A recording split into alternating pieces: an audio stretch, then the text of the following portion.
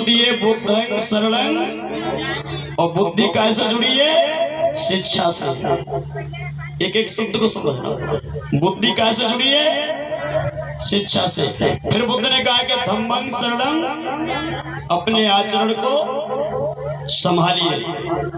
और ये जुड़ा है हमारे संगठन में। हमारा आचरण अच्छा होगा तो हमारे आचरण को देख के चार लोग हमारे साथ चलना स्वीकार करेंगे, और चार लोग हमारे साथ होंगे तो संगठन हमारा मजबूत होगा। फिर तीसरी बात बुद्ध ने कही संघं शरणं, ये संघ है। एक ये भी संघ है, और एक कलारी पे जो संघ होता है वो भी संघ है। ये जो 52 पत्ते की ताश की गड्डी खेलते हैं ना, वो भी संघ है। वहां 10 लोग मिल जाएंगे, उसमें बैठ जाओ और इसमें बैठ जाओ, दोनों में फर्क क्या है? नारकेल समाकारा दर्शन खलु सज्जना अन्य बदरकारा बहिरे मनोहरा।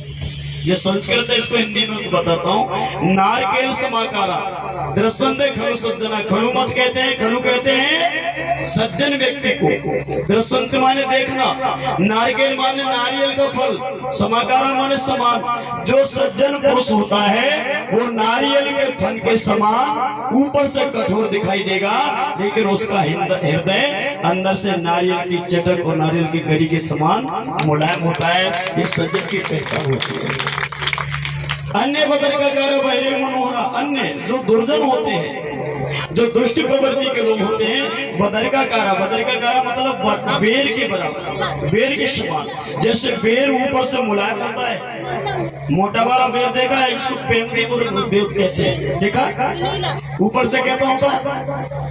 बड़ा प्यारा लगता है। और हम धोखे में क्या करते हैं, उसको दांत के नीचे आराम से कट जाएगा। एक जब तब जब आधो दांत टूट के नीचे आ जाए, क्योंकि अंदर क्या है? अंदर वो में ऐसी गुठली है, सो दांत के सत्यानाश। तो दुष्ट जो होता है ऊपर से चिकनी चिकनी बात तो करेगा, लेकिन अंदर से उनके मन में मैल होता है, आपके प्रति गंदगी होती है, पराई बहन बेटियों के प्रति गलत नजर भी उसकी होती है। ऐसे दुष्टों की पहचान होती है। ऊपर ऊपर से कहेगा बहन जी बहन जी बहन जी, पाए घुस जाओ, मुड़ देंगे। और अंदर क्या सोच रहा है आप सब समझदार है। संघ दो प्रकार के, ये संघ है यहाँ आपके जीवन के कल्याण की बातें मिलेंगी, और कलारी के संघ पर 20 मेरे पास है, 30 तू और दे दे। सुई एक पौआ की जुगाड़, वो भी संघ ले। कौन सा हुक्म को इक्का लगा 500, वो भी संघ। और जब जेब में खत्म हो जाएंगे तो घर में घरवाली में डंडा मारेगा ना। इज्जत वही बात है ससुरा जी, इज्जत वही बात है। अरे दोस्त से मैंने 5000 उधार लिए थे, हार गया, कल आ जाएंगे। वो घरवाली को भी एकदम से कंगाल कर देगा, खुद तो है ही।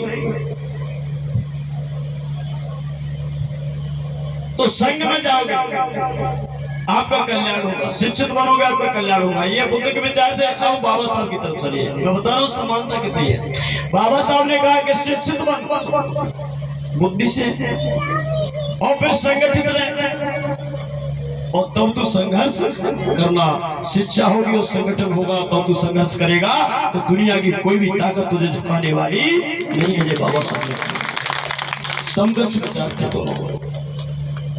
बुद्ध ने कहा कि पारक पाता बेर मुनि सिक्का पदम समाध्यामी, मैं किसी की हिंसा नहीं करूंगा, ना ही करूंगी, और करेंगे तो उसका पाप का फल मिलेगा, उसकी सजा मिलेगी। और इधर बाबा साहब ने कहा कि हिंसा मत करना, अगर आप किसी की हत्या करोगे तो आपको 302 लगेगी, और 302 के तहत आपको जेल में जाना पड़ेगा। विचार एक ही है। बुद्ध ने कहा अदिन दाना बेरमणि सिक्का पदम समाध्यामी, हमें कभी चोरी नहीं करना चाहिए। और चोरी करोगे तो बाबा साहब ने कहा कि चोरी करोगे तो 398-97 में डकैती लूटपाट लगेगी, आपको जेल के अंदर जाना पड़ेगा। बुद्ध ने कहा कामेश मिथ्याचारा बेरमणि सिक्का पदम समाध्यामी, हमें पराई बहन बेटियों के साथ किसी प्रकार का व्यभिचार बलात्कार नहीं करना चाहिए। और बाबा साहब कहते हैं अगर ऐसा करेगा, पराई बहन बेटियों के साथ अत्याचार बलात्कार करेगा, तो 376 धारा के अंतर्गत 20 साल या उम्र कैद के लिए जेल जाना ही पड़ेगा। बुद्ध ने कहा मूसा बाबा मेरे बड़े झूठ मत बोल, और बाबा साहब ने कहा झूठ बोलेगा 420 में आएगा, फिर जेल जाएगा। बुद्ध ने कहा कि मुझे नशा नहीं करना है और ना तुम करो किसी प्रकार का, और बाबा साहब ने कहा कि नशा करेगा, शराब पिएगा तो लड़ाई झगड़ा करेगा, लड़ाई झगड़ा करेगा तो 110 से 111 में अंदर जाएगा। समकक्ष विचार है। अब चलिए कबीर साहब रविदास जी की ओर।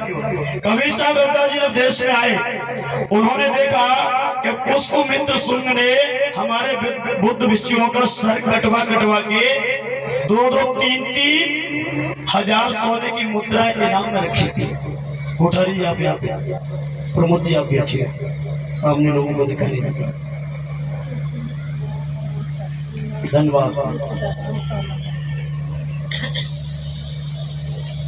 बोले गुरु महाराज की, जोर से बोलो बोलो बोलो।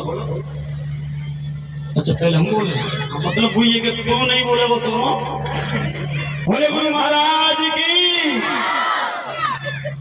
कबीर साहब ने सोचा कि जिस प्रकार से इन दुष्टों ने हमारे भंतेजियों को कत्ल कर दिया था और बुद्ध के धम्म को विराम अवस्था में, शून्य अवस्था में लाके खड़ा कर दिया, अगर आज हम भंते बन करके और ये कलर के गेरुआ रंग के कपड़े पहन करके और सर को मुड़वा करके अगर धर्म का काम करेंगे और बुद्धं शरणं गच्छामि करेंगे तो आज भी दुष्ट हमारे सर को कटवा सकते हैं, फिर बुद्ध का धर्म रुक जाएगा। तो कबीर साहब ने और रविदास जी ने अपना वेश चेंज किया कि पहले कपड़ों का रंग बदलिए। कपड़ों का रंग बदल दिया, सफेद रख दिया, इधर गेरुआ था इन्होंने सफेद रख दिया। फिर अब हुलिया बदलिए, इधर चांद पे सिर पर बाल नहीं रहते थे भंतेजियों के और इन्होंने बाल रखना शुरू कर दिया। फिर कहा कि पंथ बदलिए, धम्म नहीं, इन्होंने कबीर पंथ बना दिया। तो वो भ्रमित पड़ गए, लेकिन रास्ता एक ही था। बुद्ध ने कहा चोरी मत कर, तो कबीर साहब ने भी कहा कि चोरी मत कर। बुद्ध ने कहा कि हत्या मत कर, तो कबीर साहब भी कहते कि हत्या मत कर। बुद्ध ने कहा कि चमत्कार नहीं है, तो रविदास ने गंगा घाट पर कह दिया कि चमत्कार नाम की कोई चीज है ही नहीं। बुद्ध ने कहा कि शराब मत पी, और कबीर साहब ने तो यहाँ तक कह दिया कि शराब, मांस, अंडा भी मत खा। सबके विचार एक ही है। लेकिन आज हम लोग बुद्ध की कथा जब कबीर पंथी मत बोलिए, और कबीर की कथा होगी तो अब बुद्ध वाहिनी मत बोलिए। बीच में दोनों में दरार, और इतिहास नहीं पढ़ा तो हम लोग दोनों में बीच में दरार बना के बैठ गए। जो कबीर पंथी है वो कथा में नहीं आते, और जो कथा वाले वो कबीर पंथ में नहीं जाते। नुकसान किसका हुआ? नुकसान हमारा, हमारे पंथ का, हमारे धम्म का, हमारे मार्ग का, हमारे सिद्धांत का और हमारे कल्याणकारी मार्ग में अवरोध बनने का कारण हम लोगों ने अनसमझ और नासमझी का कारण बना दिया। इसका जिम्मेदार कौन है? भैया जी हम लोग। इसको समझ लीजिए कि तथागत बुद्ध से और साहब कांसी राम जी तक सभी महापुरुषों का एक ही मार्ग है। चाहे कोई भी जाति हो, कोई भी बिरादरी हो, सभी एक ही मार्ग पर चलने वाले हैं। यहाँ संत मत कोई भी हो, लेकिन मार्ग इनका एक ही है। चोरी मत करो, झूठ मत बोलो, व्यभिचार मत करो, शराब का सेवन मत करो, नशा पत्ता मत करो, पढ़ाई बहन बेटों का सम्मान करो। यही मार्ग है संत गुरु जी, यही मार्ग है सब। और लेकिन हम पागलों ने इनमें भेद कर दिया, तो भ्रांति दूर हो गई आपकी। ठीक है, हाथ उठा के वो मेरी समझ में आ गया तो जोरदार ताली बजाओ हमारे जन्म भैया। अच्छे आपने सवाल किया, सवाल करना भी चाहिए।